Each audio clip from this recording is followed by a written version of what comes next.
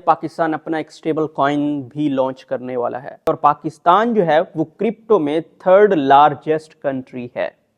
ये एक बहुत बड़ी रेवोल्यूशन है। इससे पाकिस्तान का फायदा होगा बाइनांस की तरफ से कि हम $2 बिलियन पाकिस्तान को देंगे। मतलब कि ये एक आइडियोलॉजी एक और पर्सन ने भी प्रेजेंट की थी कुछ अर्सा पहले, और उन्होंने कहा था कि अगर हम 3 से 4 एक्सचेंजेस को अलाउ करते हैं और हर एक्सचेंज से $300 billion as a surety bond भी लेकर रख लेते हैं तो दैट विल बी गुड कि पाकिस्तान की इकोनॉमी के अंदर तकरीबन 10 से 12 बिलियन डॉलर का इजाफा हो जाएगा। और मैं आपको बार बार कहूँगा, एक बार एक मंथ का जो कोर्स है वो ज़रूर कर लें, चाहे किसी से भी परचेज़ कर लें। अगर आप मुझसे परचेज़ कर सकते हैं तो ये मेरा उर्दू में क्योंकि अवेलेबल है ये कोर्स, और वो बहुत ही इस तरह से है जिस तरह से एक बच्चे को फीड कराया जाता है, तो मेरा कोर्स इस तरह का है।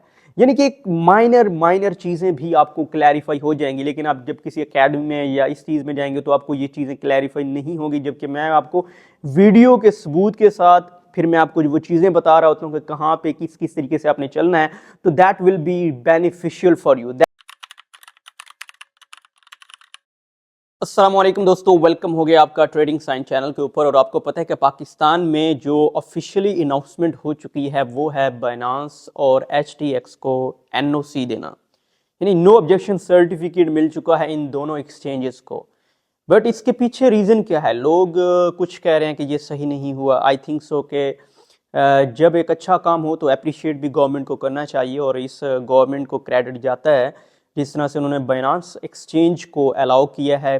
उसकी 2 रीज़न है बहुत बड़ी जो कि बहुत से लोग नहीं जानते। फर्स्ट ऑफ ऑल, अगर आप बाइनांस का डाटा देखें जो कि उन्होंने हर एनुअली जो डाटा पब्लिश करते हैं वो उसमें उन्होंने बताया कि तकरीबन 30 to 40 मिलियन यूज़र्स हैं पाकिस्तानी बाइनांस के ऊपर, और जो एनुअल ट्रेडिंग वॉल्यूम है वो बहुत बड़ा है, यानी कि $300 बिलियन का ट्रेडिंग वॉल्यूम है एनुअल।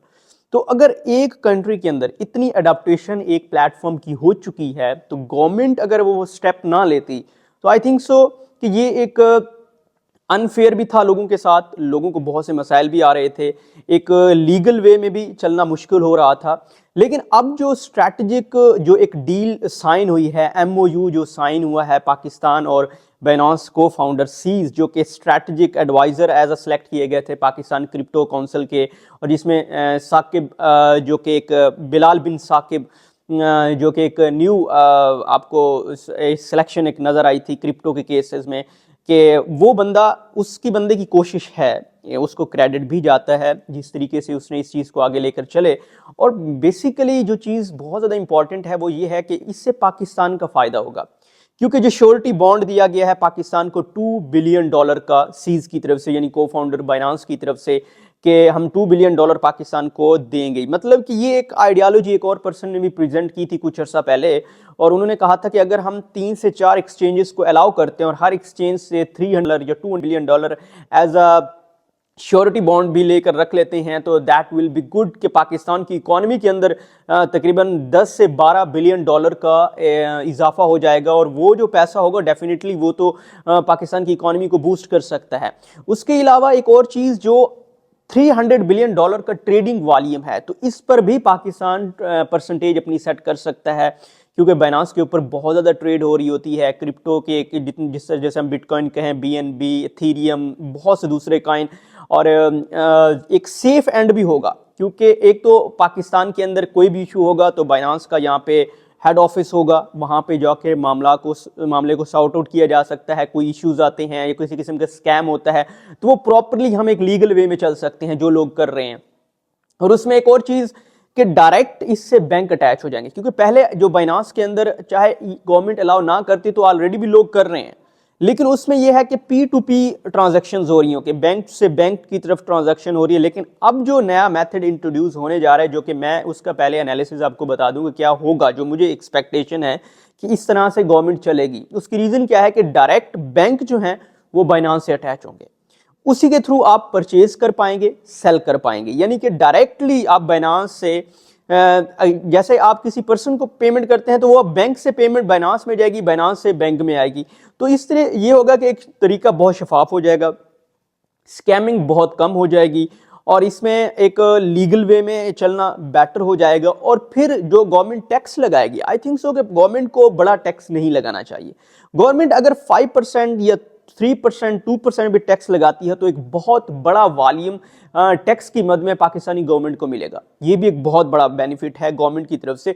लेकिन गवर्नमेंट अपना एसेट इसमें इतना ना लगाए। मैं ये एक सजेशन दूंगा कि गवर्नमेंट अगर अपना बहुत बड़ा एसेट इसमें लगाती है तो बहुत से इंटरनेशनल लॉबी भी इन होगी कि हम पाकिस्तान की इकोनॉमी को किसी तरीके से फ्लॉप करें। अगर पाकिस्तान ने अपने तमाम एसेट्स, अपने तमाम स्टेक्स इस पर लगा दिए, मतलब कि पाकिस्तान को अपना 5 से 10% लगाना है अपने एसेट्स का, जो कि गवर्नमेंट की तरफ से होते हैं, उसका 5 से 10% लगाए, इससे ऊपर ना जाए हर हाल में।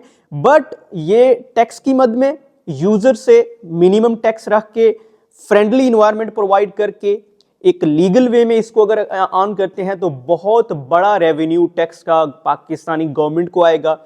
एक्सचेंजेस जो एनुअल रिटर्न देंगी वो आएगा। उसके अलावा एक्सचेंजेस से एक्स्ट्रा अब जो ट्रेड हो रही है उसकी कुछ फीस होती है, और उसमें अगर पाकिस्तान एक्सचेंजेस से डिमांड करता है कि जो फीस आप पाकिस्तानी यूजर से कलेक्ट कर रहे हैं उसका 5 से 10% भी अब हमें दें, तो दैट विल बी गुड के पाकिस्तान के पास अच्छा खासा रेवेन्यू आ सकता है। तो ये एक बहुत अच्छा स्टेप है जो कि पाकिस्तान ने लिया, क्योंकि जो यूजर हैं वो पीछे हटने वाले नहीं थे, वो तो यूज करते ही आ रहे हैं। ऑलरेडी भी बहुत सी जो कि एनुअल इन्वेस्टमेंट, ये तो ट्रेडिंग वॉल्यूम बता रहे हैं $300 बिलियन का, जबकि एनुअल इन्वेस्टमेंट जो बताई गई है वो 25 बिलियन से प्लस बताई गई है। एक और चीज जो कि पाकिस्तान के लिए बहुत बेनिफिशियल साबित हो सकती है, पाकिस्तान अपना एक स्टेबल कॉइन भी लॉन्च करने वाला है।